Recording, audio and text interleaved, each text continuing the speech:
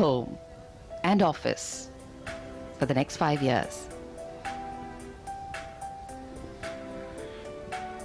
नवनिर्वाचित राष्ट्रपति श्रीमती द्रौपदी मुर्मू का स्वागत अभिवादन कर रहे हैं निवर्तमान राष्ट्रपति श्री रामनाथ कोविंद, उनकी पत्नी Shrimati Savita Kovind. Warm smiles, warm greetings.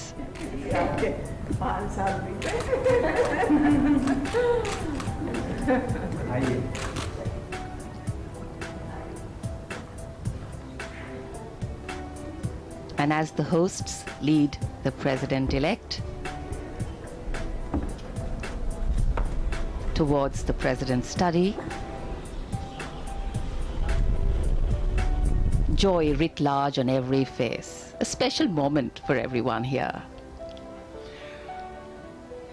5 वर्षों तक निवर्तमान राष्ट्रपति श्री रामनाथ कोविंद का आधिकारिक निवास रहा राष्ट्रपति भवन, और आज से नवनिर्वाचित राष्ट्रपति श्रीमती द्रौपदी मुर्मू का आधिकारिक निवास होगा ये राष्ट्रपति भवन। संसद भवन जाने से पहले उनका औपचारिक स्वागत, राष्ट्रपति भवन में उनका आगमन हुआ है।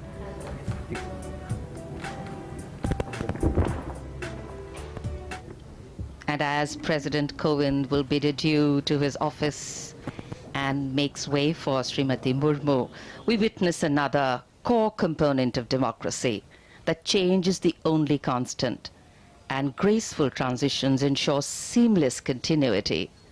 The office of the President of India has a dignity, decorum and gravitas that President Ramnath Kovind has brought in.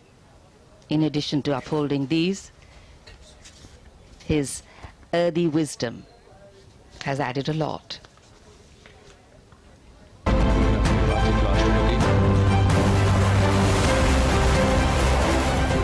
दुनिया के सबसे बड़े लोकतंत्र की प्रथम नागरिक के तौर पर पहली बार एक आदिवासी महिला राष्ट्रपति बैठने जा रही है। देश के सबसे पिछड़े इलाकों में शुमार ओडिशा के मयूरभंज के छोटे से कस्बे रायरंगपुर से ताल्लुक रखने वाली द्रौपदी मुर्मू का रायसीना हिल तक का सफर ये बताने के लिए काफी है कि कैसे उनके संघर्ष ने उन्हें ये मुकाम हासिल करने में मदद की। अभाव में गुजरा बचपन, युवा काल का संघर्ष, व्यक्तिगत जीवन के उतार चढ़ाव, सार्वजनिक जीवन की सादगी और बेदाग छवि, यही है वो व्यक्तित्व जो देश की पहली महिला आदिवासी राष्ट्रपति बनने जा रही है। द्रौपदी मुर्मू का जन्म भारत की आजादी के करीब 11 साल बाद 20 जून 1958 को मयूरभंज जिले के बैदापूसी गांव में हुआ। उनका परिवार संथाल आदिवासी समुदाय से ताल्लुक रखता है और उनके पिता अपनी पंचायत के मुखिया थे। द्रौपदी मुर्मू जब कार्यभार संभालेंगी तो वो इस सर्वोच्च संवैधानिक पद पर पहुंचने वाली ऐसी पहली राष्ट्रपति होंगी जो आजादी के बाद पैदा हुई है। जब द्रौपदी मुर्मू ने भारतीय लोकतंत्र के पहले नागरिक का चुनाव जीता तो देश भर में खुशी का माहौल देखने लायक था।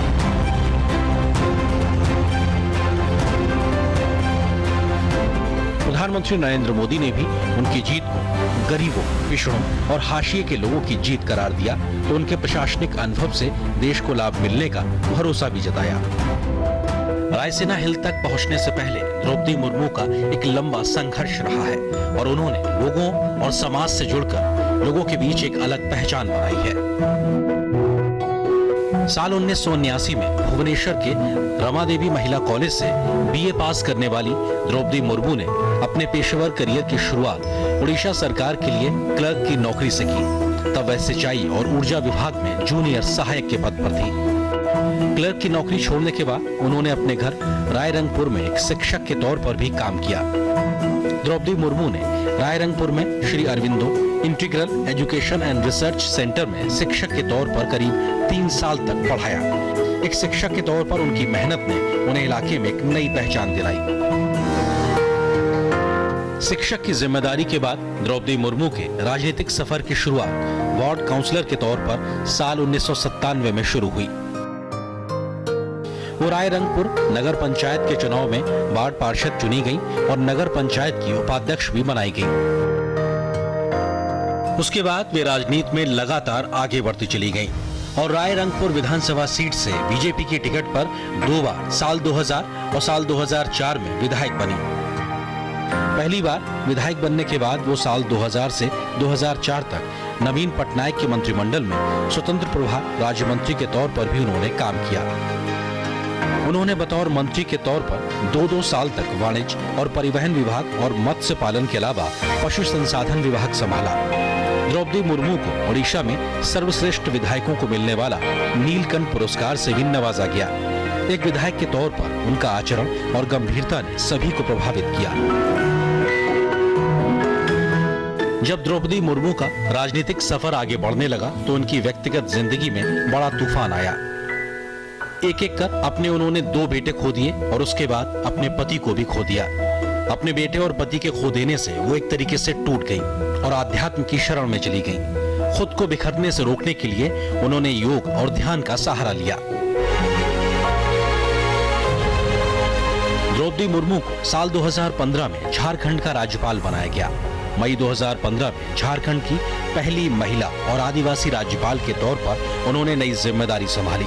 संवैधानिक पद से लेकर सार्वजनिक जीवन में रहते हुए दशकों के सफर में द्रौपदी मुर्मू का जीवन बेदाग रहा है। एक शिक्षिका के रूप में काम करने और सार्वजनिक जीवन में रहकर शिक्षा के महत्व को करीब से समझने के बाद द्रौपदी मुर्मू ने शिक्षा की अलग जगाने का बीड़ा उठाया और एक ट्रस्ट बनाकर शिक्षा के प्रसार पर काम करना शुरू कर दिया। उन्होंने SLS ट्रस्ट के नाम से न सिर्फ स्कूल खोला बल्कि बच्चियों के लिए एक हॉस्टल भी बनाया जिसमें करीब 70 से ज्यादा लड़कियां रहकर पढ़ाई कर रही हैं। आदिवासी इलाके में शिक्षा की अहमियत को बढ़ावा देने के लिए उनके द्वारा शुरू किए गए इस प्रयास का पूरे इलाके में अच्छा असर पड़ा और लड़कियों में शिक्षा के प्रति जागरूकता बढ़ती दिखाई पड़ रही है। जब राष्ट्रपति के चुनाव की प्रक्रिया चल रही थी और द्रौपदी मुर्मू अपने पक्ष में समर्थन जुटाने में लगी हुई थी तो ओडिशा से लेकर झारखंड तक के आदिवासी बहुल्य इलाकों में उनकी जीत के लिए आदिवासी समाज के हजारों लोग उनके लिए प्रार्थना कर रहे थे, जिसकी तस्वीरें भी देश के कोने कोने से सामने आई। देश के राष्ट्रपति के चुनाव का जब मौका आया तो देश भर के कई सांसदों और विधायकों ने पार्टी लाइन से ऊपर उठकर द्रौपदी मुर्मू का समर्थन किया। इसके पीछे सबसे बड़ी वजह भी उनका सरल और शालीन व्यक्तित्व माना जा रहा है। तो एक आदिवासी महिला के रूप में मंत्री से लेकर राज्यपाल तक के उनके अनुभव को भी देश के कोने कोने से स्वीकारता मिलती दिखी। बेदाग छवि और सख्त प्रशासक के तौर पर भी द्रौपदी मुर्मू ने अपने राजनीतिक विरोधियों के बीच भी जगह बनाई और अपेक्षित वोटों से ज्यादा वोट हासिल करके ऐतिहासिक जीत हासिल की। द्रौपदी मुर्मू का राष्ट्रपति बनना देश की महिलाओं और लड़कियों के लिए प्रेरणा का स्रोत बनेगा तो विकास की धारा में दशकों तक पीछे रह गए आदिवासी समाज के लिए भी आत्मसम्मान का एक नया संबल बनेगा।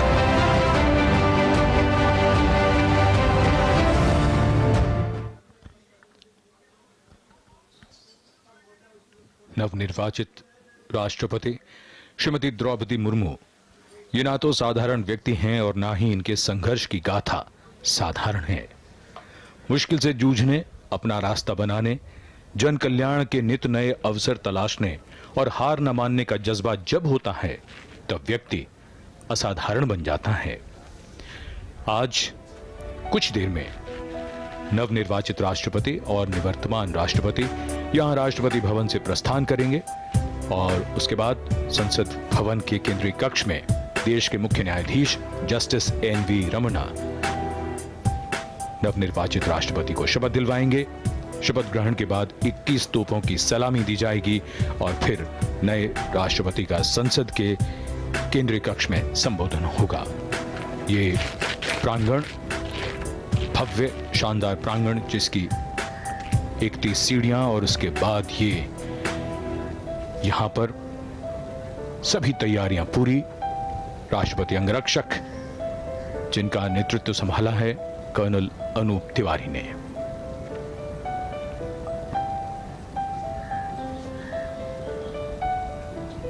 The President's bodyguard ready, awaiting the arrival at this majestic forecourt of Rashtrapati Bhavan of the President and the President-elect. Smt Droupadi Murmu's coming into Rashtrapati Bhavan as India's 15th president will strengthen the grassroots connect of the country's highest office with those who give democracy its strength, India's people, in not only big towns and cities, but in villages and far-flung areas that are seldom heard of, seen or even thought of, but hold us together as a nation, silently, strictly, and with muted expectations. There are countless stories there of humble beginnings and humble ends, but all teaching us that value of endurance, tolerance, toil, and pragmatism. And one such story today, one with humble beginnings as a village headman's daughter and granddaughter, moving on to head the largest democracy in the world as its constitutional head. Her story, of course, is inspiring, but the Santhal tribe she hails from has a long history of fighting the British, fighting injustice and fighting with honor. Patriotism runs in their blood and they epitomize the line, if you believe in something, then fight for it. Simple things make strong statements. Santhal आदिवासी, संथाल जिन्हें कहा जाता है शांत व्यक्ति, ऐसे हैं ये संथाल आदिवासी और उसी समुदाय से हैं हमारे देश की नवनिर्वाचित राष्ट्रपति श्रीमती द्रौपदी मुर्मू। ये विशाल और भव्य राष्ट्रपति भवन, उसके सामने रायसीना पहाड़ी से नीचे की ओर Vijay Chowk, north block, south block, वास्तुकला का एक शानदार नमूना। विजय चौक से भव्य राष्ट्रपति भवन, जिसके एक ओर नॉर्थ ब्लॉक और दूसरी तरफ साउथ ब्लॉक। और ये दृश्य खास मौक़ों पर हम सब देखते हैं। आज ऐसा ही विशेष अवसर है और यहाँ निवर्तमान राष्ट्रपति के साथ नवनिर्वाचित राष्ट्रपति श्रीमती द्रौपदी मुर्मू अब कुछ ही समय में यहाँ से राष्ट्रपति भवन के प्रांगण की ओर अग्रसर हैं। वहाँ से वो प्रस्थान करेंगी माननीय राष्ट्रपति जी की साथ संसद के केंद्रीय कक्ष की ओर। Specially placed cameras giving you an inside view of the galleries of Rashtrapati Bhavan. Interesting to know that there are 2.5 kilometers of corridors in Rashtrapati Bhavan.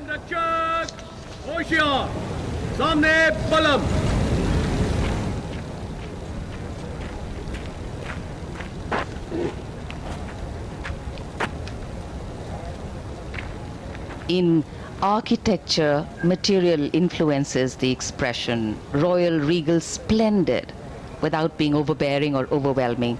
The sandstone pink and cream combination used gives a feeling of space and dimension, new meaning, beautifully synced together, keeping Delhi's climate in mind.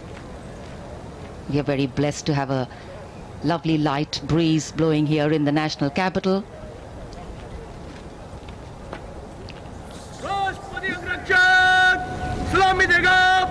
General salute,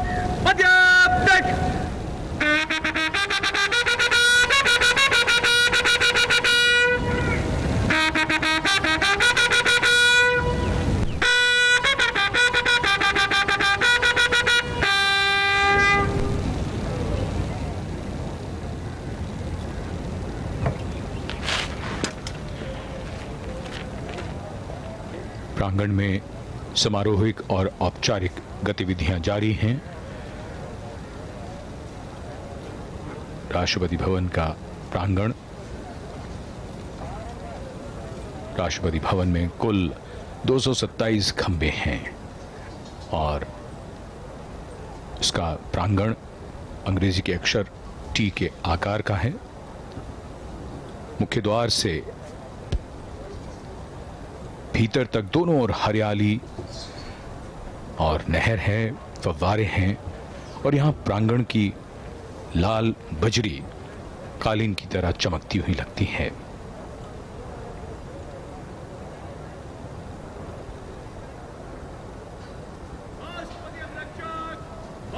Vallabh. And Vishnu. प्रांगण के ठीक सामने जो गुंबद है वही दरबार hall का गुंबद, जो दूर से ही राष्ट्रपति भवन की पहचान। बलुआ पत्थर के बने खंभों के ऊपर चारों कोनों पर घंटियों को उकेरा गया है और भव्य और शानदार इमारत राष्ट्रपति भवन, देश के प्रथम नागरिक का आधिकारिक निवास।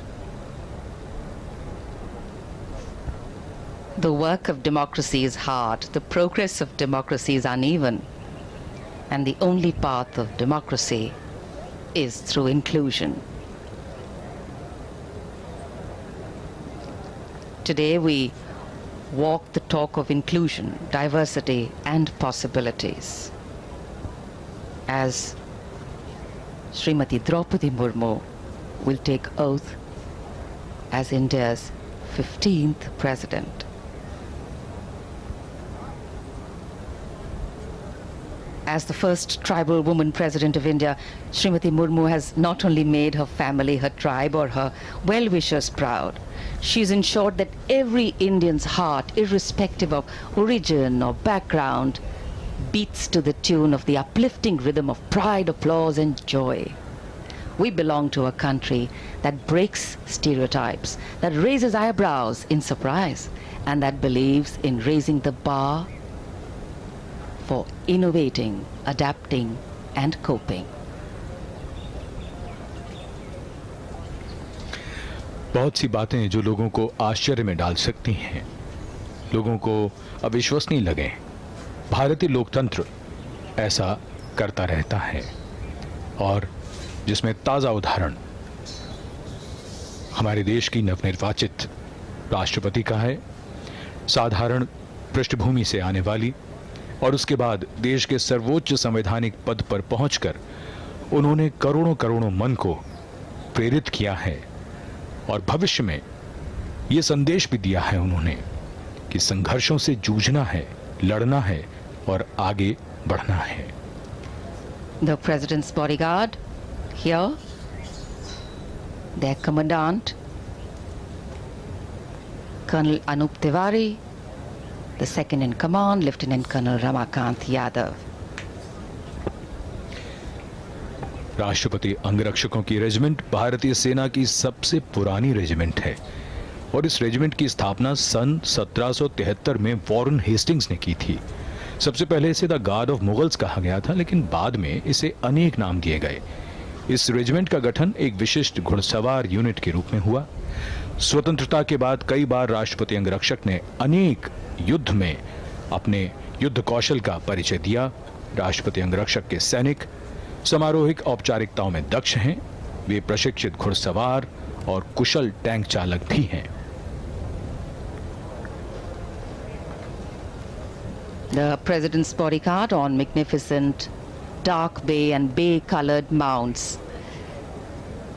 And in fact, the guards are riding steeds that are the tallest held by any mounted unit in the country, at a minimum of 15.5 hands, and these magnificent horses are very well looked after by the 44 Military Veterinary Hospital.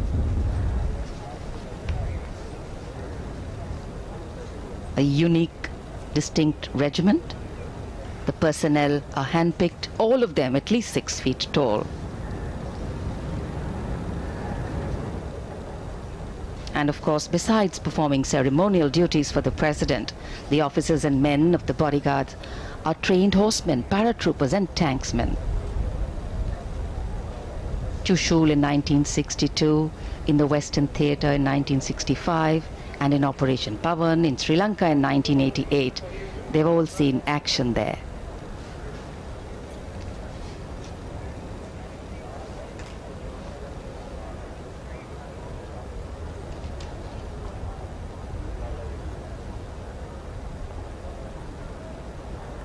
The flag fluttering high, indicating that the President is in Rashtrapati Bhavan in residence.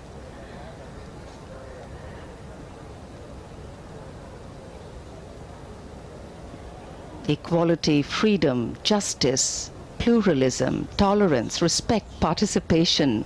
The list of values that a democracy stands for include that which has been stated by earlier generations and also those which evolve as time goes by. To keep up with the times, to yet bring in tradition so that the past and the future are connected by the present. That is a legacy we leave behind. नवनिर्वाचित राष्ट्रपति का जीवन महिलाओं और बालिकाओं के लिए बड़ी प्रेरणा है।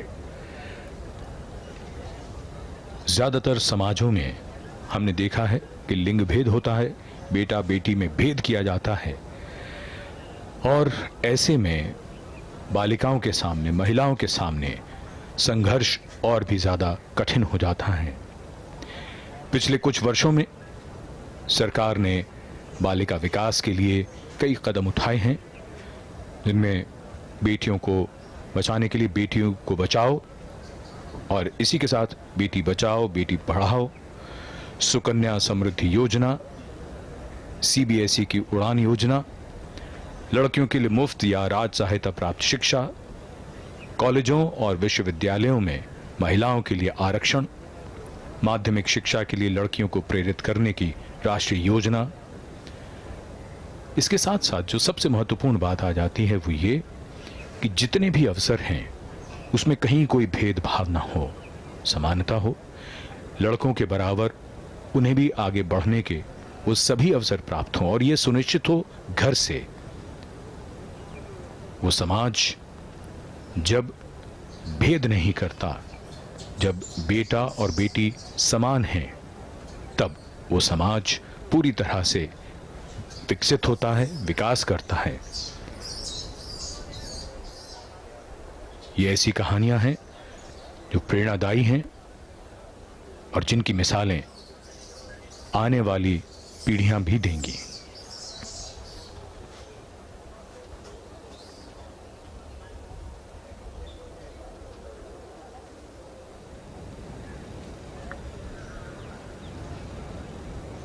In a short while from now, we shall see the arrival here at the forecourt of the President, Shri Ramnath Kovind, and the President-elect, Smt Droupadi Murmu.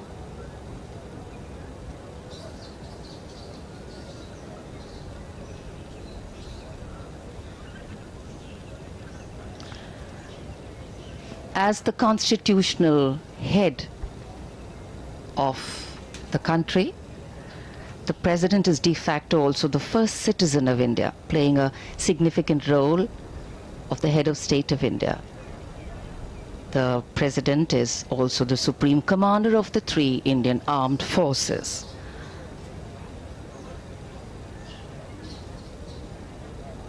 It is laid down in our constitution that the President has the responsibility and the authority to accord with, to defend and protect the Constitution and its rule of law. The Constitution, which is the basis of our democracy. The Constitution, which shows us the way whenever we tend to get lost. The Constitution, which ensures the values of dignity for all, equality, equity, brotherhood, fraternity, and justice.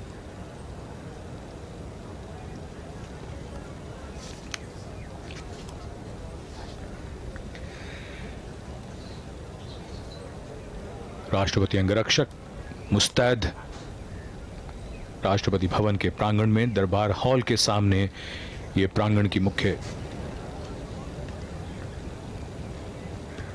सीढ़ियां और अब से कुछ देर में नवनिर्वाचित राष्ट्रपति और निवर्तमान राष्ट्रपति दोनों यहां पधारेंगे। उसके बाद उन्हें राष्ट्रीय सैल्यूट दिया जाएगा और फिर वो प्रस्थान करेंगे संसद भवन के केंद्रीय कक्ष की ओर। ये दृश्य राष्ट्रपति भवन की ओर से और यहां दरबार हॉल में निवर्तमान राष्ट्रपति और नवनिर्वाचित राष्ट्रपति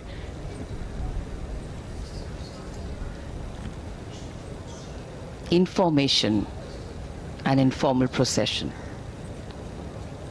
The President of India, Shri Ramnath Kovind, and the President-elect of India, Smt Droupadi Murmu, going past and through the Darbar Hall. Under the shadow of Lord Buddha, 5th century BC Gupta period style.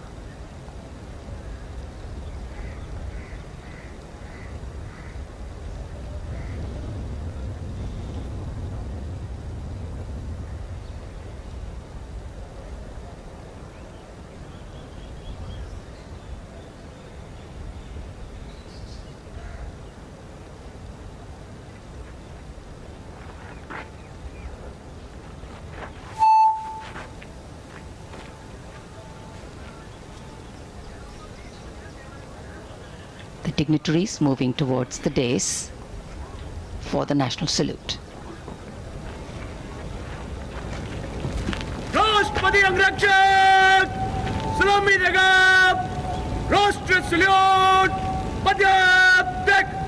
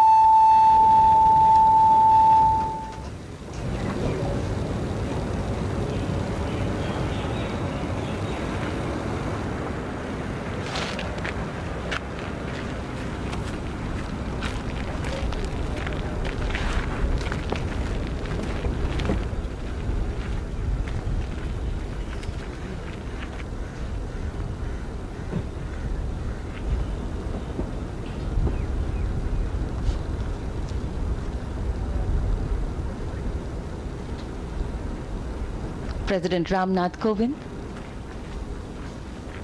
sitting in his vehicle, and accompanying him the President-elect Smt Droupadi Murmu as they make their way towards Parliament House. Section kadam kadam.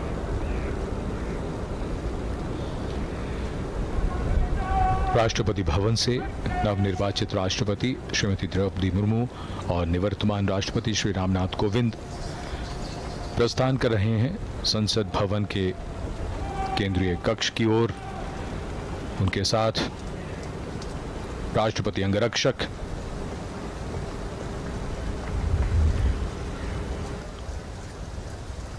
विशाल भव्य राष्ट्रपति भवन के प्रांगण से ये काफिला अब धीरे धीरे राष्ट्रपति भवन के मुख्य द्वार की ओर बढ़ता हुआ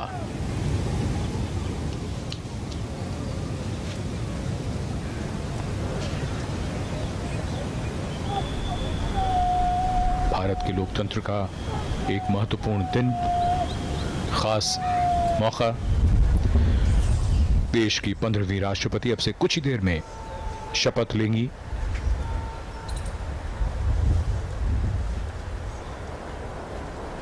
रायसीना पहाड़ी पर बना विशाल और भव्य राष्ट्रपति भवन, जिसकी नींव सन 1911 में रखी गई थी और इसी के जयपुर कॉलम के नजदीक से गुजर रहा है ये काफिला, जो अग्रसर है संसद भवन की ओर। The President's limousine is escorted by the President's bodyguard, proceeding to gate number 5 of Parliament House. In fact, the 6 Sikh will turn out guard at the southern side of the Jaipur column for departure. Commanding Officer Colonel S.K. Mohanty.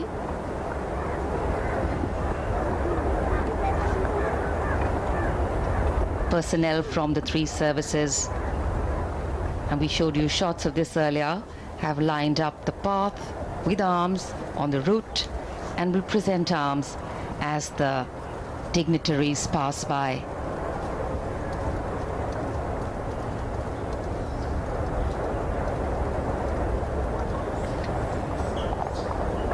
Rashtrapati Bhavan की भव्यता, प्रांगण दोनों ओर नहर और फव्वारे, और काफिला धीरे धीरे मुख्य द्वार की ओर बढ़ता हुआ।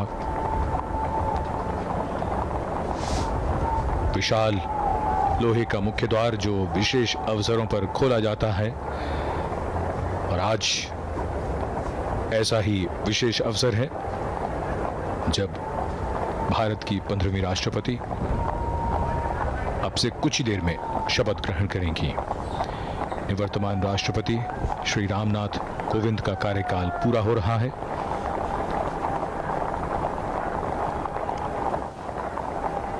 और ये काफिला धीरे धीरे रायसीना पहाड़ी से अब विजय चौक की ओर बढ़ता हुआ, वहां से बाईं ओर संसद भवन है जो गंतव्य है इस काफिले का। It's a very poignant moment, reflective moment for President Ramnath Kovind, and of course a joyous and celebratory moment for Smt Murmu, but also knowing that she has a task ahead and to serve the country to the best of her ability. The guard and personnel from the 3 services lining the path with the fundamental responsibility of maintaining the integrity of the Constitution of India. The President of the largest democracy in the world is vested with specific legislative and judicial and financial powers, among many others, to ensure that the sanctity of the Constitution is upheld. And Indian democracy is the result of the great gift our founding fathers gave us. The gift of a constitution that, other than being the longest written constitution in the world, holds in its embrace the firmness to provide us solid and strong roots, and the liberalism to give us wings to grow, fly and change. And as we await the swearing-in ceremony of India's 15th president to take place, Smt Droupadi Murmu will soon hold with her the sacred responsibility of maintaining the integrity of this constitution as the new president of India. ये काफिला रायसीना पहाड़ी से विजय चौक की ओर बढ़ता हुआ, और दोनों ओर तीनों सेनाओं के पर्सनल पूरे मार्ग में। बहुत ही खास अवसर, देश के राष्ट्रपति संवैधानिक प्रमुख होते हैं, तीनों सेनाओं के सर्वोच्च कमांडर होते हैं और देश के प्रथम नागरिक होते हैं। बहुत ही खास अवसर जब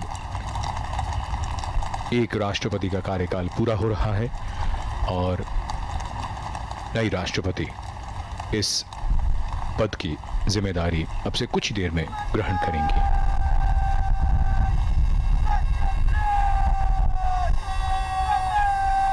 There invariably is, as a form of mainstream dialogue, a recurring reference to the values a democratic nation rests on, and moving these values from paper to people is the true test of democratic governance. Smt Murmu, as she will shortly take oath today, will be wanting to ensure that she centers her tenure around these values and principles. The values and principles that she has always held dear, in sync with the form of governance she sits atop as its constitutional head. Principles of action that sustain society and democracy to be stable and successful at both the political and social levels. And it is because the scope of these often are justified and vehemently defended values is so far-reaching that they are debated and discussed at the public level. The President's limousine on its way to gate number 5.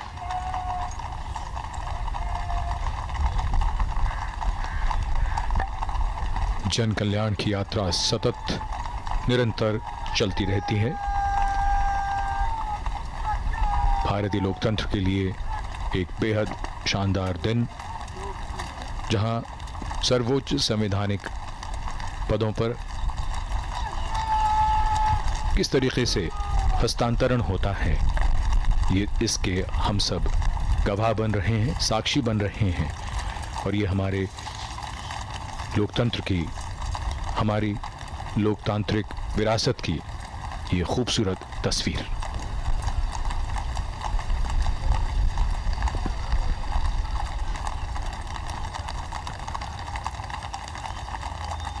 संसद भवन के निकट पहुंचता हुआ ये काफिला कुछ ही देर में संसद भवन के गेट नंबर 5 पर पहुंचेगा।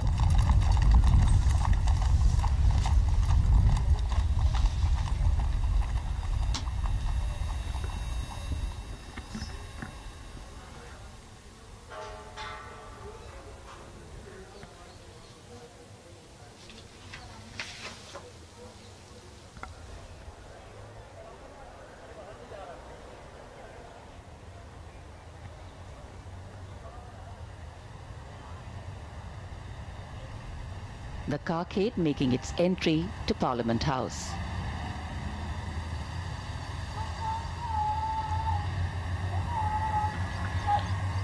संसद भवन में दाखिल होता हुआ ये काफिला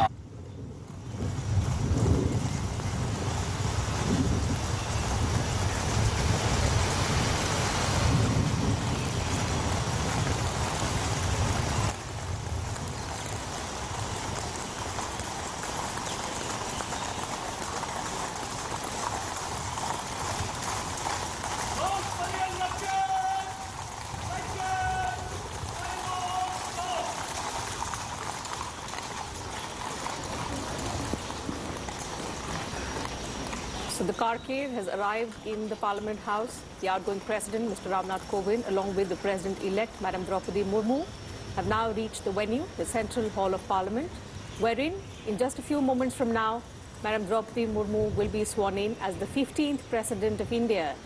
Only the second woman President of the country, the first tribal President, also the youngest President India has ever had. The President-elect being welcomed by Rajya Sabha Chairman M. Venkaiah Naidu. Along with him is Chief Justice of India, Mr. N.V. Ramanna, Lok Sabha Speaker Om Birla as well. Both the outgoing President and the President-elect being accorded the welcome outside the Central Hall of Parliament.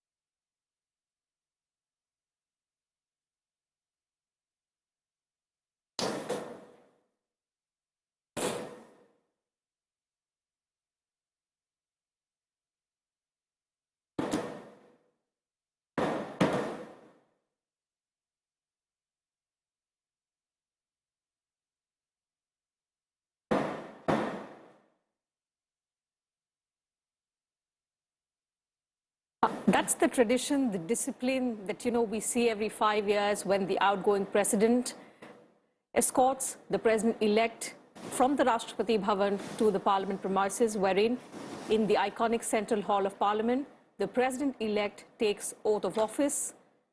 Madam Droupadi Murmu will, in a short while from now, take oath as the 15th President of India in the presence of Rajya Sabha Chairman M. Venkaiah Naidu, Lok Sabha Speaker Om Birla, Prime Minister Narendra Modi, members of the Union Cabinet, also the Chief Ministers of various states, state governors as well, and a host of other dignitaries in attendance inside the Central Hall of Parliament.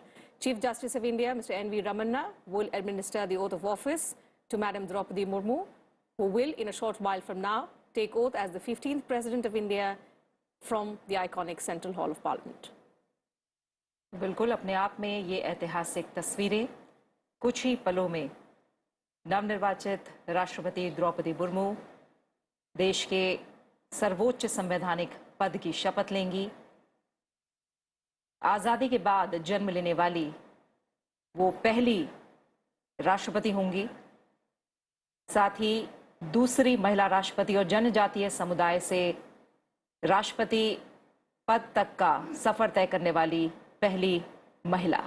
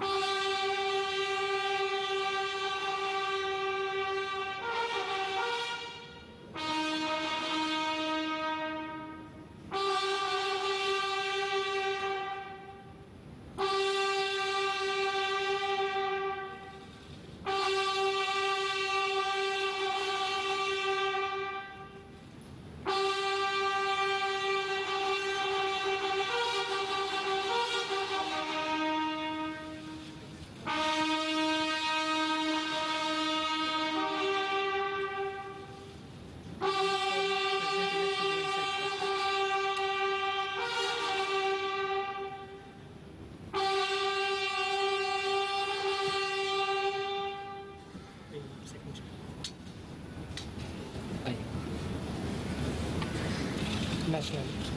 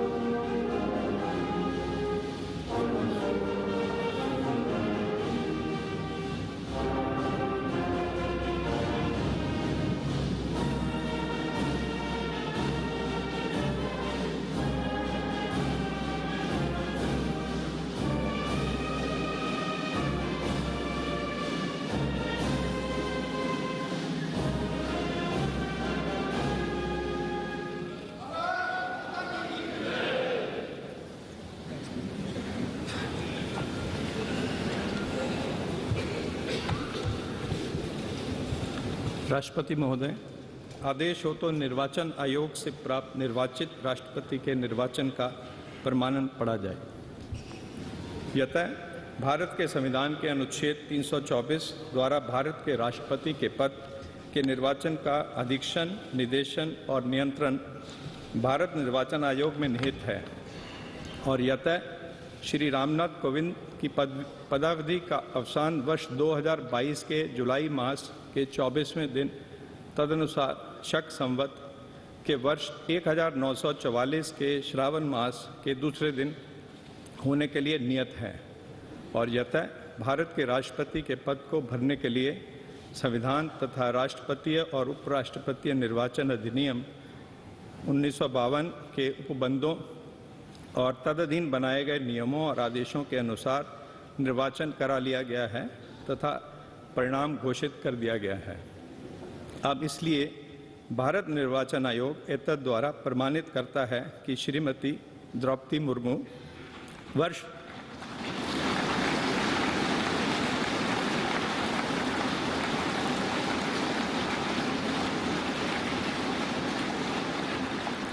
वर्ष 2022 के जुलाई मास के 21वें दिन तदनुसार शक संवत के वर्ष 1944 के आषाढ़ मास के 30वें दिन भारत के राष्ट्रपति पद के लिए सम्यक रूप से निर्वाचित हो गई हैं।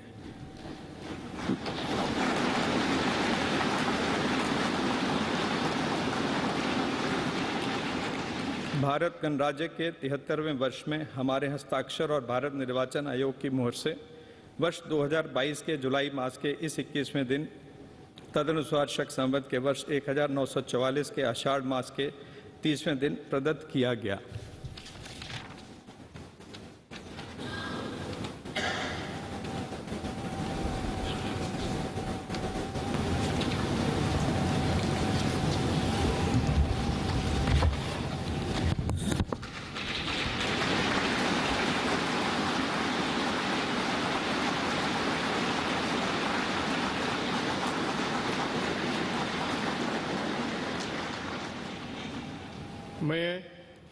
मैं द्रौपदी मुर्मू ईश्वर की शपथ लेता हूँ कि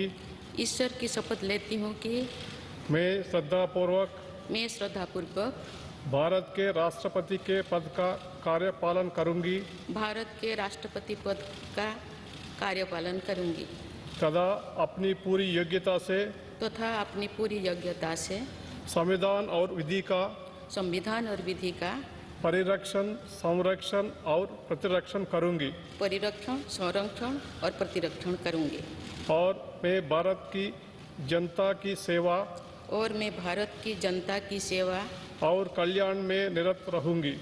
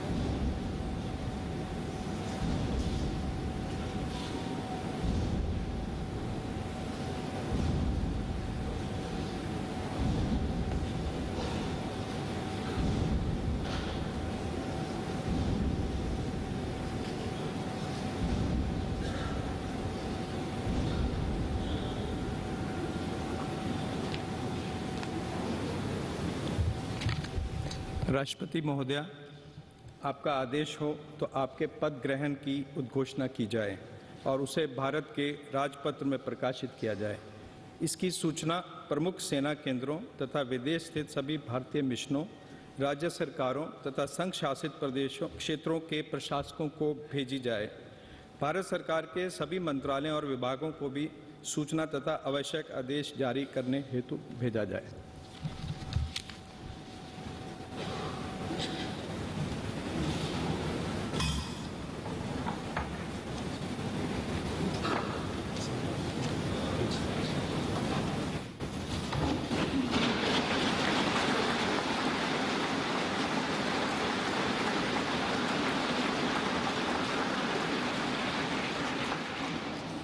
आदरणीय श्री रामनाथ कोविंद जी, उपराष्ट्रपति श्री एम वेंकैया नायडू जी, प्रधानमंत्री श्री नरेंद्र मोदी जी, लोकसभा के स्पीकर श्री ओम बिरला जी, चीफ जस्टिस एन.वी. रमन्ना जी, सम्मानित सांसदगण, अन्य महानुभावों, देवियों और स्वजनों तथा मेरे प्यारे देशवासियों, सभी को जोहार।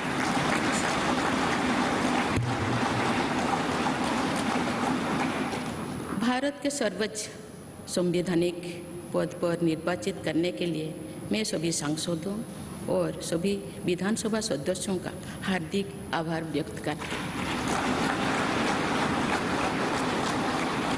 आपका मत देश के करोड़ों नागरिकों के विश्वास की अभिव्यक्ति है।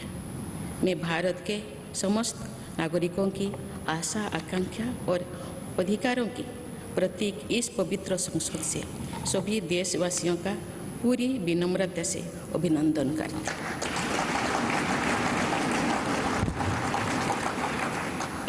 आपकी आत्मीयता, आपका विश्वास और आपका सहयोग मेरे लिए इस नए दायित्व का निभाने में मेरी बहुत बड़ी ताकत रहेगी। मुझे राष्ट्रपति के रूप में देश ने एक ऐसे महत्वपूर्ण कालखंड में चुना है जब हम अपनी आज़ादी का अमृत महोत्सव मना रहे हैं।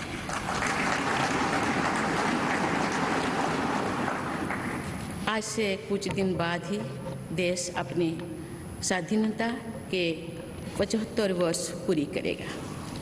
ये भी एक संयोग है कि जब देश अपनी आज़ादी के 50वें वर्ष का पर्व मना रहा था, तभी मेरे राजनीतिक जीवन की शुरुआत हुई थी। और आज आज़ादी के 75वें वर्ष में मुझे ये नया दायित्व मिला है। ऐसे ऐतिहासिक समय में जब भारत अगले 25 वर्षों के विजन को हासिल करने के लिए पूरी ऊर्जा से जुटा हुआ है, मुझे ये जिम्मेदारी मिलना मेरा बहुत बड़ा सौभाग्य है। मैं देश की ऐसी पहली राष्ट्रपति भी हूँ जिसका जन्म आज़ाद भारत में हुआ है। हमारे स्वाधीनता सेनानियों ने आज़ाद हिंदुस्तान के हम नागरिकों से जो अपेक्षाएं की थी, उनकी पूर्ति के लिए इस अमृत काल में हमें तेज गति से काम करना होगा। इन 25 वर्षों में अमृतकाल की सिद्धि का रास्ता 2 पटरियों पर आगे बढ़ेगा, सबका प्रयास और सबका कर्तव्य। भारत के उज्जवल भविष्य के नई विकास यात्रा हमें सबके प्रयास से करनी है, कर्तव्य पथ पर चलते हुए करनी ही है। कल यानी 26 जुलाई को कारगिल विजय दिवस भी है। ये दिन भारत की सेनाओं के शौर्य और संयम दोनों का ही प्रतीक है।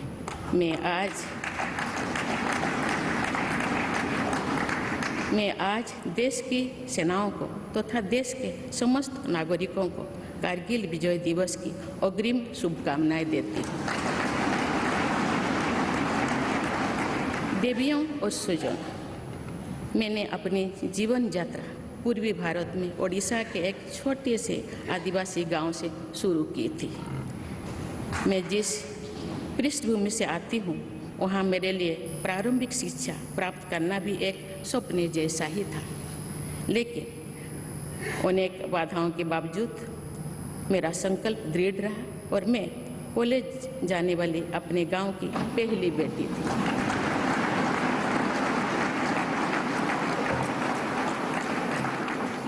मैं जनजातीय समाज से हूँ और वार्ड काउंसिलर से लेकर भारत की राष्ट्रपति बनने तक का अवसर मुझे मिला है। ये लोकतंत्र की जननी भारतवर्ष की महानता है। ये हमारे लोकतंत्र की ही शक्ति है कि उसमें एक गरीब घर के पैदा होने बेटी, दूर सुदूर आदिवासी क्षेत्र में पैदा हुई बेटी भारत के सर्वोच्च संवैधानिक पद तक पहुंच सकती है। राष्ट्रपति के पद पहुंचना मेरी व्यक्तिगत उपलब्धि नहीं है, ये भारत की प्रत्येक गरीब की उपलब्धि है। मेरा निर्वाचन इस बात का सबूत है कि भारत में गरीब सपने भी देख सकता है और उन्हें पूरा भी कर सकता है।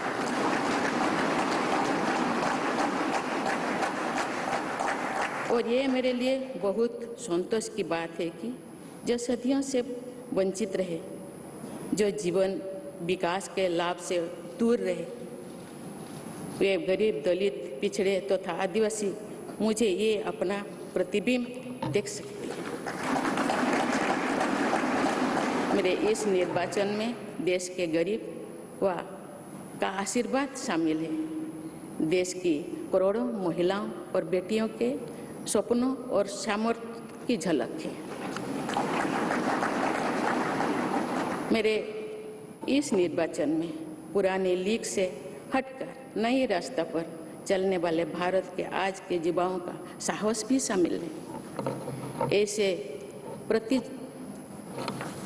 प्रगतिशील भारत का नेतृत्व करते हुए आज मैं खुद को गौरवान्वित महसूस कर रही हूँ। मैं आज समस्त देशवासियों को, विशेषकर भारत के युवाओं को तथा भारत की महिलाओं को ये विश्वास दिलाती हूँ कि इस पद पर कार्य करते हुए मेरे लिए उनके हित सर्वोपरि होंगे। देवियों और स्वजनों, मेरे सामने भारत के राष्ट्रपति पद की ऐसी महान विरासत है जिसने विश्व में भारतीय लोकतंत्र की प्रतिष्ठा का निरंतर मजबूत किया है।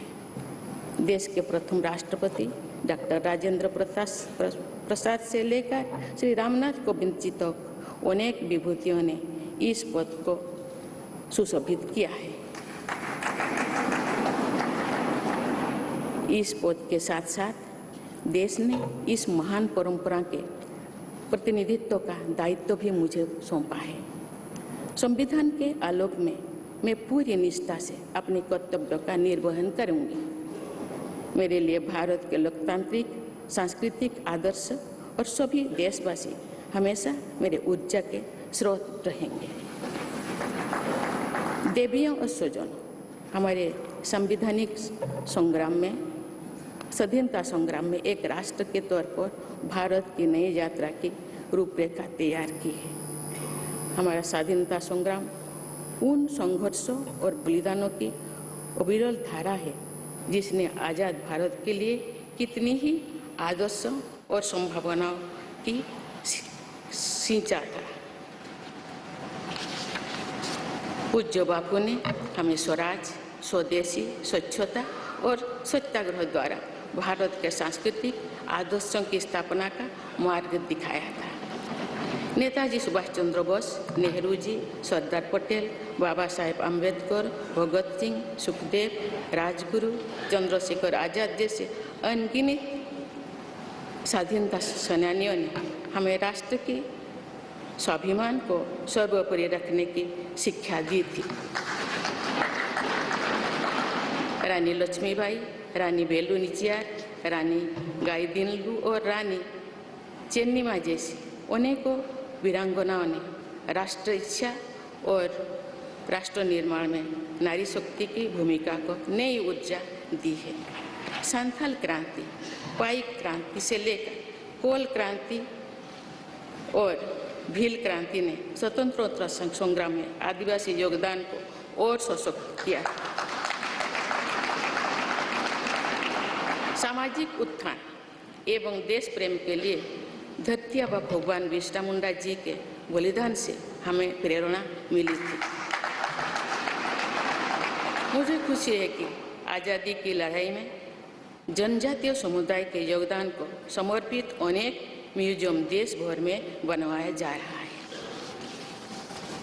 देवियों और स्वजनों, एक संसदीय लोकतंत्र के रूप में 75 वर्ष में भारत ने प्रगति के संकल्प को सहभागिता एवं सर्वसम्मति से आगे बढ़ाया है। विविधताओं से भरे अपने देश में हम अनेक भाषा, धर्म, संप्रदाय, खान पान, रहन सहन, रीति रिवाजों का अपनाते हुए एक भारत श्रेष्ठ भारत के निर्माण में सक्रिय है। आज़ादी के 75वें वर्ष के अवसर पर आया है अमृतकाल। भारत के लिए नए संकल्पों का कालखंड है। आज मैं इस नए युग के स्वागत में अपने देश को नई सोच के साथ तत्पर और तैयार देख रही हूँ। भारत आज हर क्षेत्र में विकास का नया अध्याय जोड़ रहा है। कोरोना महामारी के वैश्विक संकट का सामना करने में भारत ने जिस तरह का सामर्थ्य दिखाया है, उसने पूरे विश्व में भारत की साख बढ़ाया है।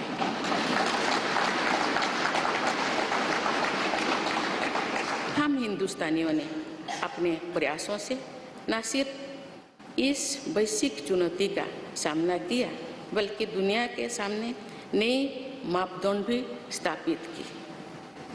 कुछ दिन पहले भारत ने कोरोना वैक्सीन की 200 करोड़ डोज लगाने का कीर्तिमान बनाया।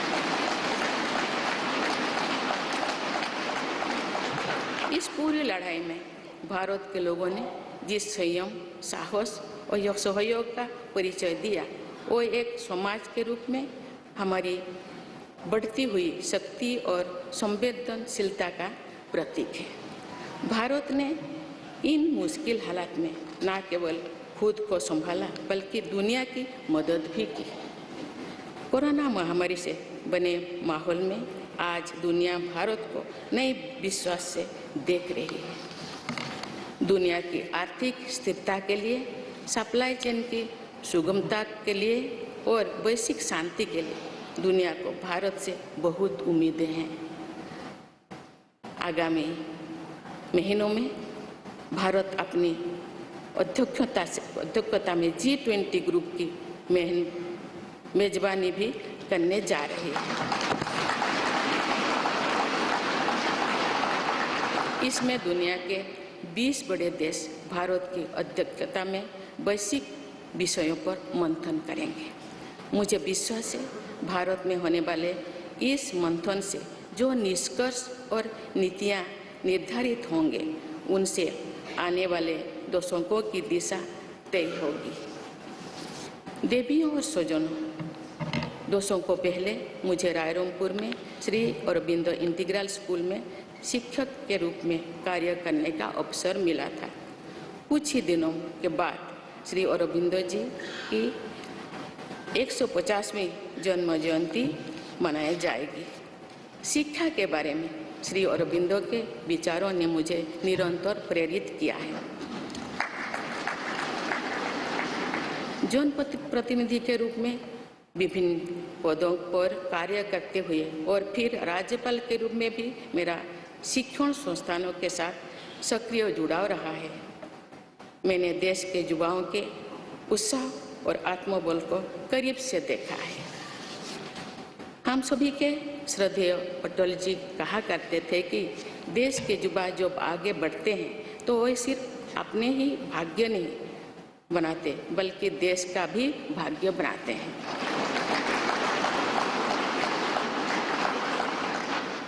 आज हम इसे सोच होते देख रहे हैं। वोकल फॉर लोकल से लेकर डिजिटल इंडिया तक हर क्षेत्र में आगे बढ़ रहा आज का भारत विश्व के साथ कदम से कदम मिलाकर औद्योगिक क्रांति 4.0 के लिए पूरी तरह भारत तैयार है। रिकॉर्ड संख्या में बन रहे स्टार्टअप्स में नए नए इनोवेशंस में दूर सुदूर क्षेत्रों में डिजिटल टेक्नोलॉजी की स्वीकार्यता में भारत के युवाओं की बड़ी भूमिका है।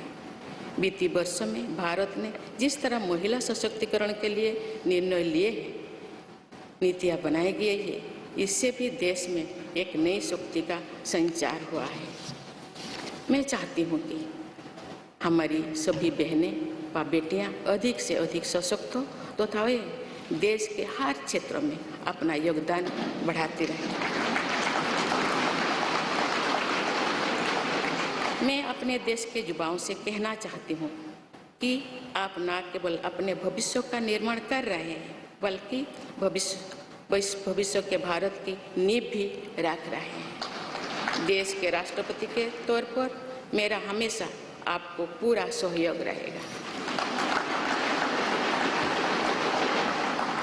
देवियों और सुजों, विकास और प्रगतिशीलता का अर्थ निरंतर आगे बढ़ना होता है, लेकिन साथ ही अपने अतीत का ज्ञान भी उतना ही आवश्यक है। आज जब विश्व सस्टेनेबल प्लैनेट की बात कर रहे हैं तो उसमें भारत की प्राचीन परंपराओं, हमारे अतीत की सस्टेनेबल लाइफस्टाइल की भूमिका और बढ़ जाती है। मेरा जन्म तो उस जनजातीय परंपरा से हुआ है जिसने हजारों वर्ष से प्रकृति के साथ तालमेल बनाकर जीवन को आगे बढ़ाया है। मैंने जंगल और जलाशयों के महत्व को अपने जीवन में महसूस किया है। हम प्रकृति से जरूरी संसाधन लेते हैं और उतनी ही श्रद्धा से प्रकृति से सेवा भी करते हैं। यहाँ संवेदनशीलता का आज वैश्विक अनिवार्यता बन गया है। मुझे इस बात की प्रसन्नता है कि भारत पर्यावरण संरक्षण के क्षेत्र में विश्व का मार्गदर्शक बन रहा है। देवियों और स्वजन, मैंने अपने अब तक के जीवन में जौन सेवा में ही जीवन की सार्थकता को अनुभव किया है। श्री जगन्नाथ क्षेत्र के एक प्रख्यात कवि भीम भोई जी की कविता की एक पंक्ति है, मो जीवन पचे नर के पड़ी था जगत उद्धार।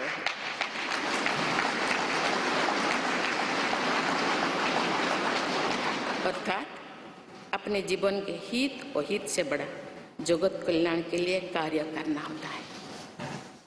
जगत कल्याण की इसी भावना के साथ मैं आप सब के विश्वास पर खरा उतरने के लिए पूरी निष्ठा व लगन से काम करने के लिए सदैव तत्पर रहूँगी। आइए हम सभी एकजुट होकर समर्पित भाव से कर्तव्य पथ पर आगे बढ़े तथा वैभवशाली व आत्मनिर्भर भारत का निर्माण करें। धन्यवाद। जय हिंद, जय Bharat.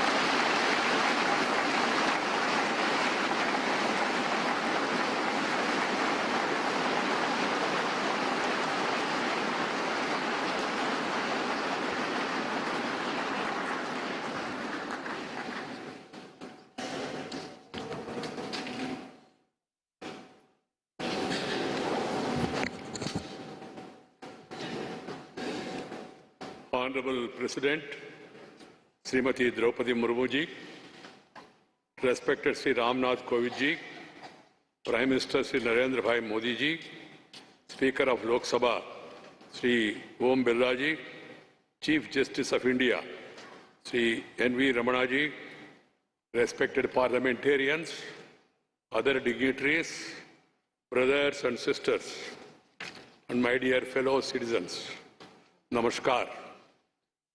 Madam President, you have just addressed the members of the Parliament. I wish to read a few paragraphs from the English version of the address, and the rest may be considered as read in view of the time constraint. I express my heartfelt gratitude to all members of Parliament and legislative assemblies for electing me to the highest constitutional post of India. Brothers and sisters, we have to work at a fast pace in this Amrit Kal to fulfill the expectations of our freedom fighters from the citizens of independent India. In these 25 years, the path to attain the goals of Amrit Kal will proceed on two tracks, Sabka Prayas or Sabka Kartavya, everyone's efforts and everyone's duty. The new development journey towards the bright future of India has to be undertaken by our collective efforts following the path of duty. We will be observing Kargil Vijay Divas tomorrow, July 26th. This day is a symbol of both the bravery and the restraint of the Indian armed forces. Today, I extend my best wishes in advance to the armed forces of the country and to all the citizens of India. Brothers and sisters, growth and progress mean continuously marching ahead, but equally important is awareness about one's past. Today, when the world is talking about sustainable planet, the role of India's ancient traditions and sustainable lifestyle becomes more important.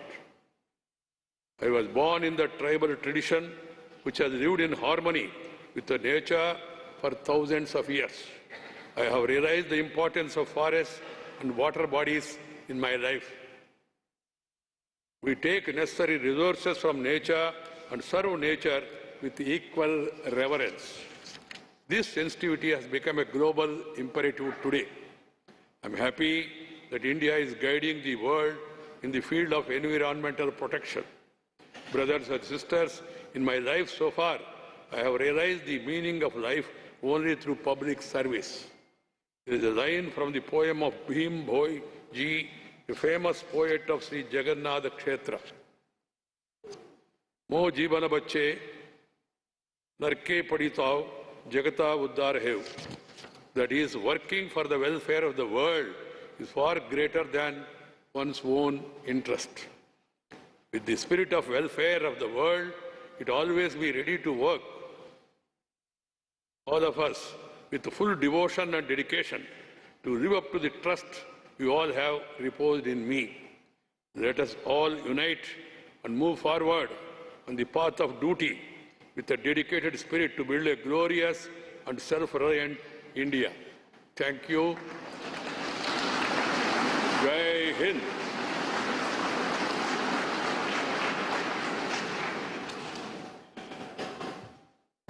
राष्ट्रपति महोदय, आपकी आज्ञा हो तो समारोह की कार्यवाही समाप्त की जाए।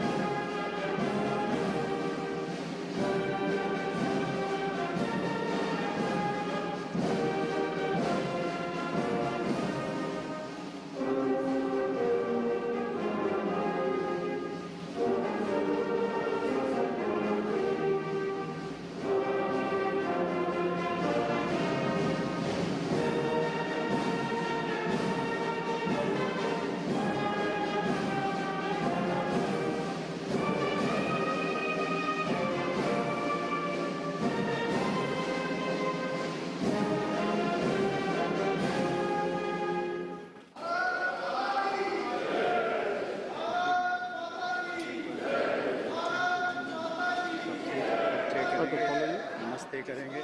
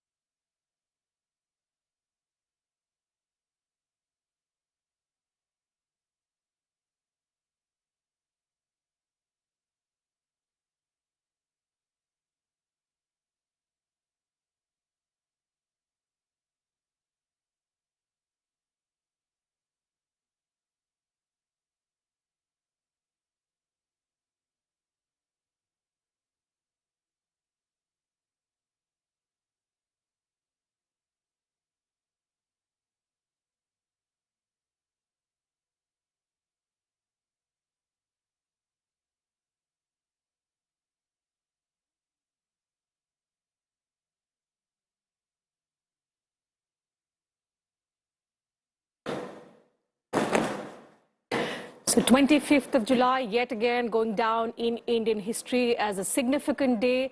The 10th successive president to have been sworn in today. Madam Droupadi Murmu was sworn in as the 15th president of India a short while ago.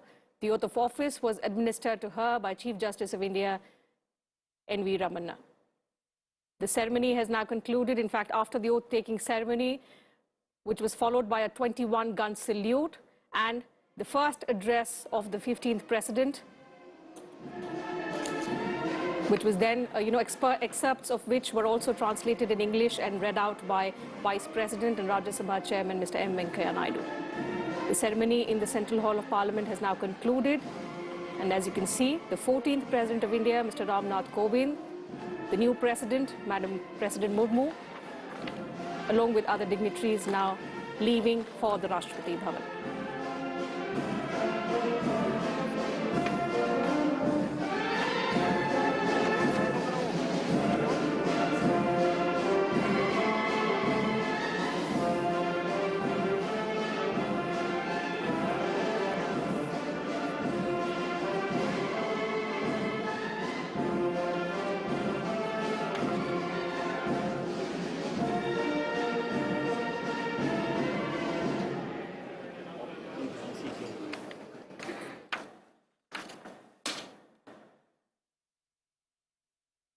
तो तमाम इतिहास जो आज इस शपथ ग्रहण समारोह के साथ हमने बनते देखे, आज़ादी के बाद जन्म लेने वाली पहली राष्ट्रपति देश को मिली है।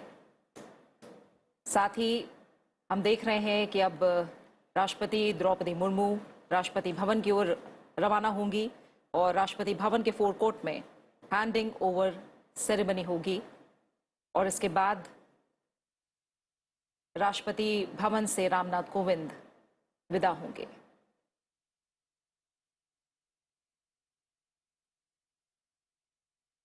द्रौपदी मुर्मू देश की 15वीं राष्ट्रपति बन गई हैं।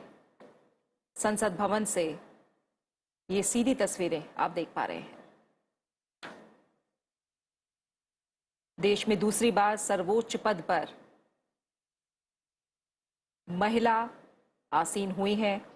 कई मायनों में आज हमने इतिहास को बनते देखा है और तमाम बड़ी बातें जो आज राष्ट्रपति पद की शपथ लेने के बाद राष्ट्रपति द्रौपदी मुर्मू ने कही हैं। उन्होंने नई भारत की नई तस्वीर का जिक्र किया और कहा कि वो तमाम देशवासियों की जो आशाएं हैं, आकांक्षाएं हैं, उनका अभिनंदन करती हैं। और सबसे बड़ी बात कि एक महत्वपूर्ण कालखंड है जिस दिन उन्होंने राष्ट्रपति पद की शपथ ली है। देश आज़ादी का अमृत महोत्सव मना रहा है। उन्होंने इस बात का भी जिक्र किया कि एक और महत्वपूर्ण पड़ाव, जब देश ने आज़ादी के 50 साल पूरे किए, उस वक्त उन्होंने अपने राजनीतिक सफर की शुरुआत की। और आज जब देश अमृत महोत्सव मना रहा है, उस वक्त उन्होंने राष्ट्रपति पद की शपथ ली है। Absolutely, and significantly, as the new Commander-in-Chief of the Indian Armed Forces, the President also hailed the contribution, the grit, the valor of the security forces, the Indian Armed Forces, who continue to guard us. And as 26th of July is remarkable in Indian history, we celebrate Kargil Vijay Divas on this very day. Just a day before that, Madam President Murmu has taken oath as the 15th President. And the President in India is the Commander of the Indian Armed Forces.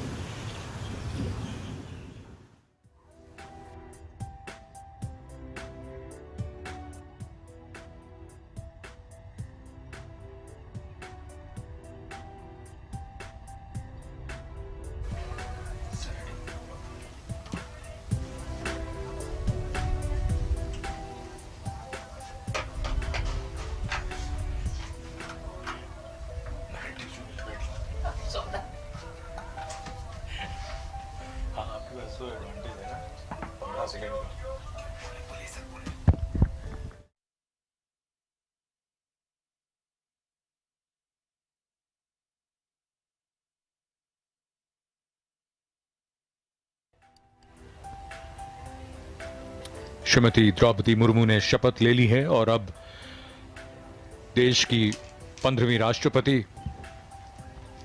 शपथ ग्रहण के बाद संसद के केंद्रीय कक्ष से उनका प्रस्थान उनके आधिकारिक निवास राष्ट्रपति भवन की ओर, उनका काफिला संसद भवन से प्रस्थान करता हुआ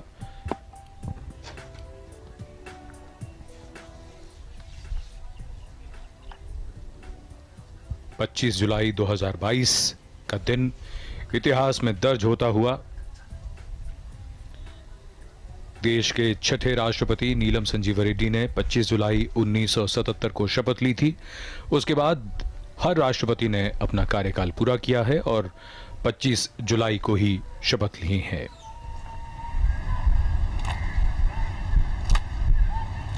राष्ट्रपति अंगरक्षक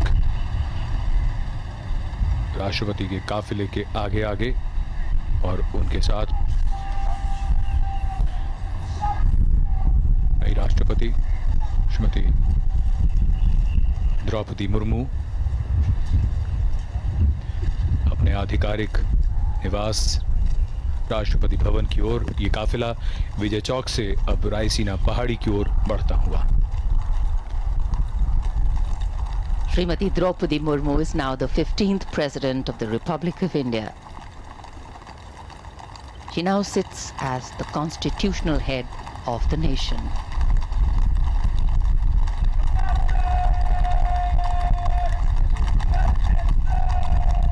As the President's bodyguard, escort the President's carcade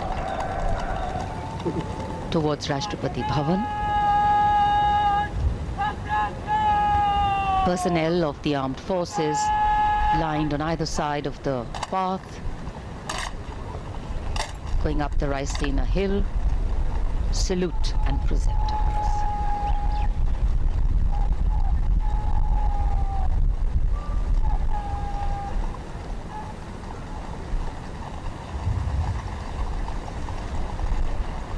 It's a special day for the nation, not only because of Srimati Murmu's selection and election as president, a great message for democracy in itself, but also witnessing the graceful, smooth transition of power. The exchanging of positions as seated in the vehicle, the exchanging of positions as seated in the study, all indicative of how power transitions.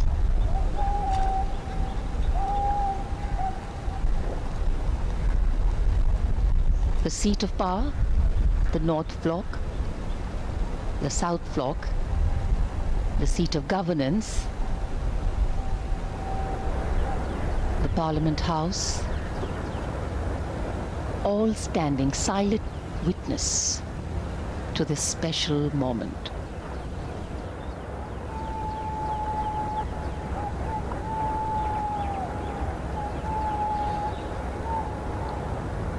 ये समारोह बेहद भव्य और परंपरा से भरा हुआ। इसमें ध्यान से देखें तो ये समझ में आएगा कि किस तरह शपथ ग्रहण से पहले और बाद में जो क्रम होता है पूर्व राष्ट्रपति का और वर्तमान राष्ट्रपति का, वो किस प्रकार से बदलता है। और यही हमारे इस प्रजातंत्र की विशेषता है, जहां हस्तांतरण सर्वोच्च संवैधानिक पद पर जिस प्रकार से होता है वो मिसाल है। और पारंपरिक भव्यता के साथ इन कर्तव्यों का निर्वाह किया जाता है। एक नया अध्याय भारत के प्रजातांत्रिक इतिहास में जुड़ता हुआ भारत की 15वीं राष्ट्रपति श्रीमती द्रौपदी मुर्मू और उनके साथ अब पूर्व राष्ट्रपति श्री रामनाथ कोविंद राष्ट्रपति भवन की ओर अग्रसर हैं। विजय चौक से रायसीना पहाड़ी की ओर दोनों ओर तीनों सेवाओं के पर्सनल तैनात उन्हें सम्मान देते हुए और सजीले घुड़सवार अंगरक्षक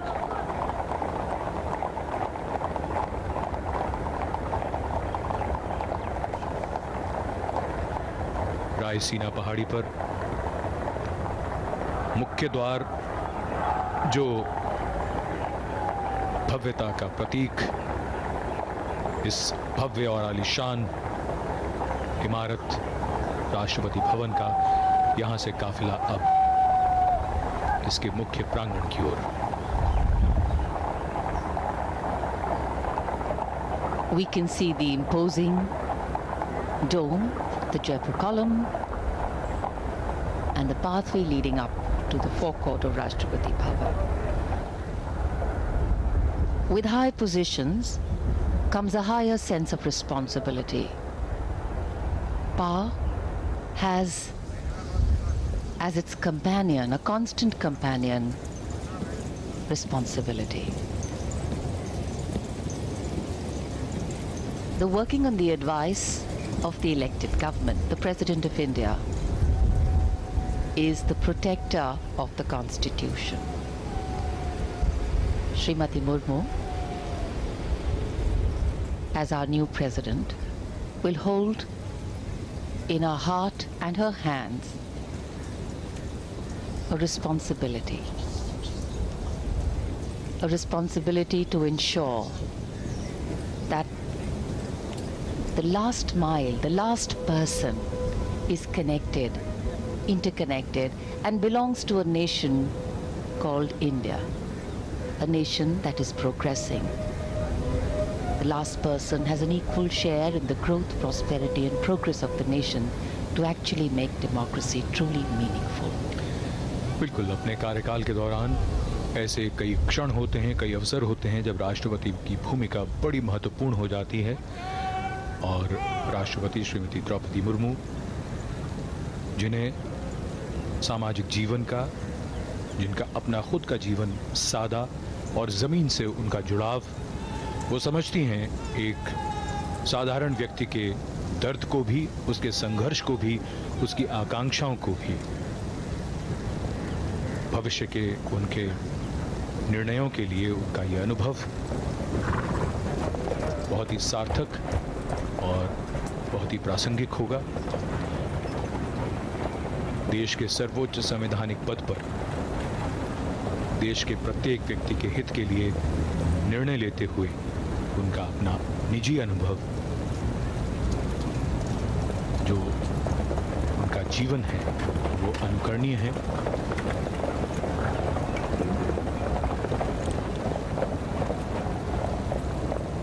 In fact, Srimati Droupadi Murmu started her political career at the grassroots levels as a councillor. And after that, her movement upwards, also as the first woman governor of Jharkhand. She has faced immense challenges. She has had to take many important decisions. But now she will be keeping the nation and the Constitution ahead of all her decisions, arriving here at the forecourt of Rashtrapati Bhavan to her official residence now.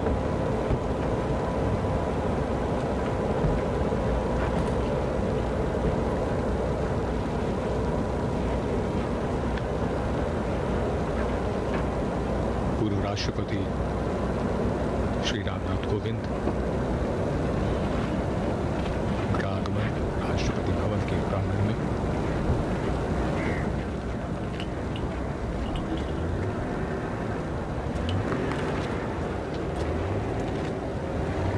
राष्ट्रपति श्रीमती द्रौपदी मुर्मू राष्ट्रपति अंगरक्षक सलामी देगा।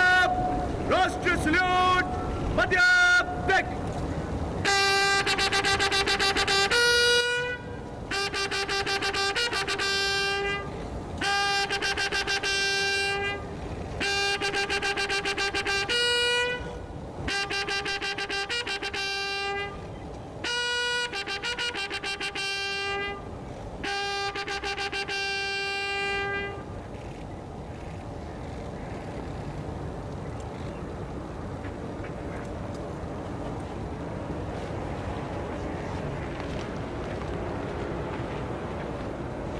PBG Commandant Colonel Anup Tawari giving the command.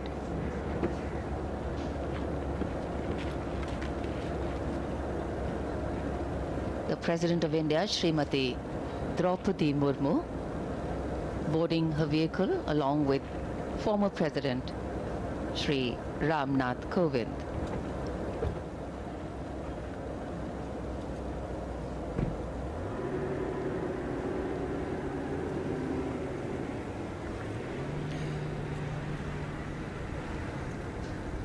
ये काफिला north court की ओर बढ़ता हुआ, जहां से अब राष्ट्रपति और पूर्व राष्ट्रपति कमेटी रूम की तरफ जाएंगे।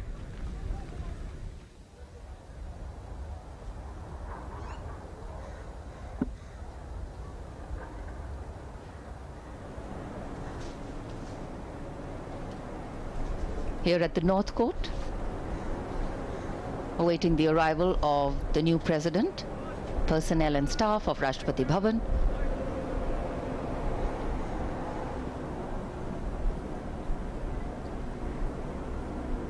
Greeting their new president.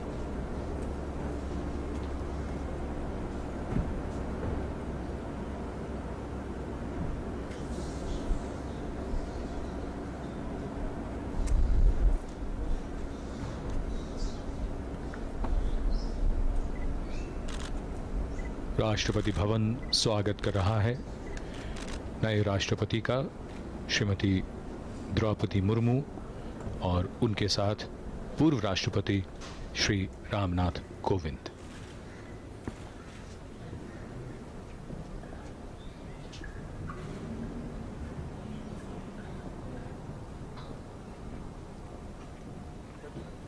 The President moves towards the committee room and also her new office and her new residence. Rashtrapati Bhavan के इस भव्य गलियारे पर पूर्व राष्ट्रपतियों के चित्र, कावेरी जो कमेटी रूम है उस ओर प्रस्थान। This magnificent building, sandstone, pink and cream, the Rashtrapati Bhavan has a fabulous history of its own.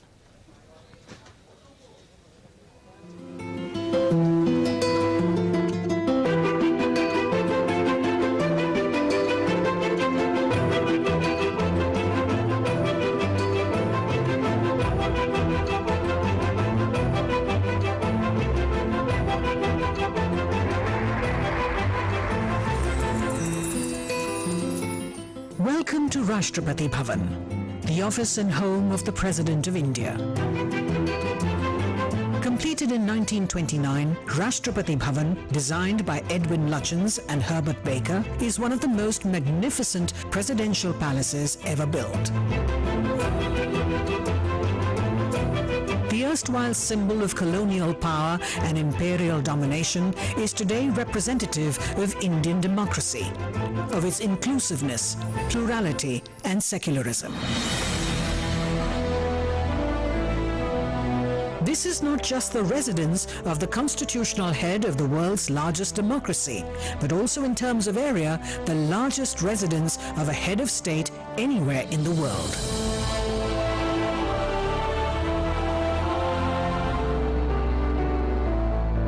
The office of the President is called the Study. This is the formal meeting place for the President where he receives his guests and visitors. Murals by eminent artist Sukumar Bose inspired the look and color scheme of the Study. Gifts received by various presidents adorn the Study.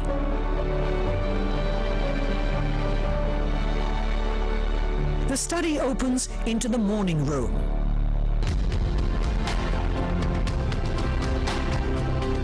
The President meets dignitaries here.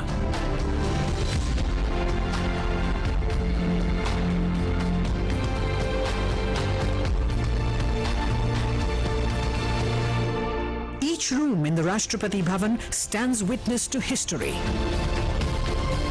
To restore these to their former glory, the restoration team had to rearrange available resources in view of the heritage nature of the rooms. Work was undertaken in each room to revive its distinct character, just like the way they were originally meant to be. Fascinating works of art by reputed Indian and European artists were restored to add character to the walls.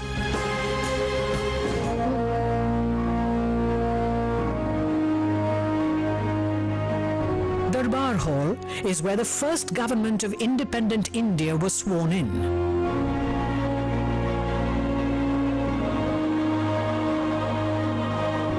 Lutyens designed new viceregal thrones for the Darbar Hall to replace those from Government House in Calcutta.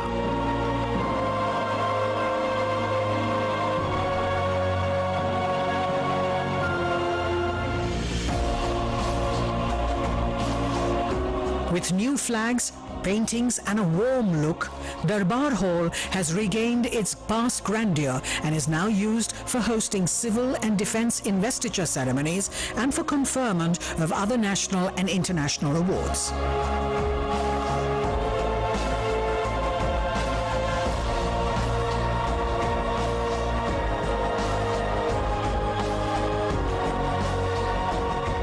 Next to Darbar Hall is the library. It is also described as the daughter of Darbar Hall.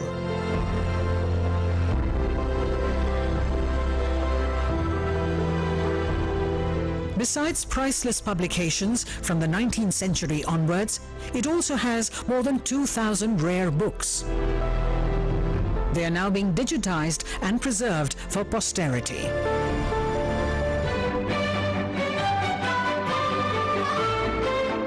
Ashoka Hall was originally built as a state ballroom.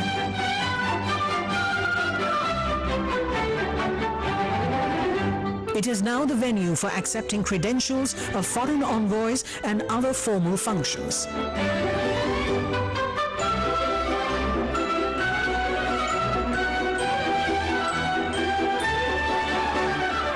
Embellishments on the ceilings, carpets and chandeliers reveal the stately splendor of the room.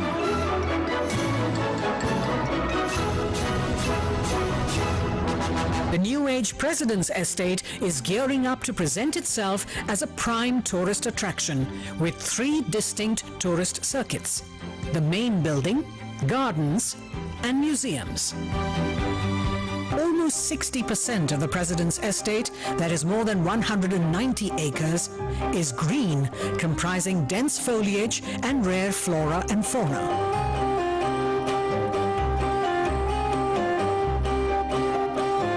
Besides the spiritual, herbal, cactus and nakshatra gardens, it includes the sprawling Mughal gardens.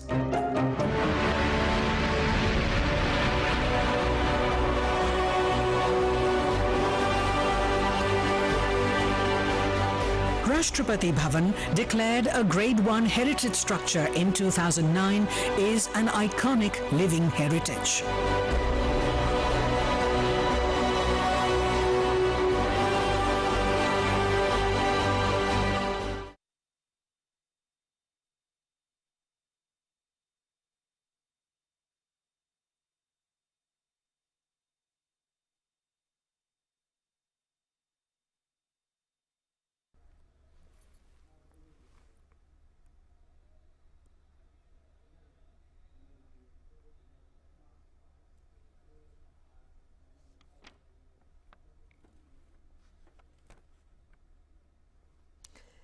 तू ना रुकेगा कभी, तू ना झुकेगा कभी, तू ना मुड़ेगा कभी, कर शपथ कर शपथ कर शपथ। जी हाँ, आपने देखा कि किस तरह से भारत की 15वीं राष्ट्रपति के तौर पर द्रौपदी मुर्मू ने शपथ ली और उनका ये जो सफ़र है वो संघर्ष से शिखर तक, यानी रायरंगपुर से सीधा रायसीना हिल्स तक कैसे अब राय तब्दील करेगा, तमाम बड़ी बातें उन्होंने आज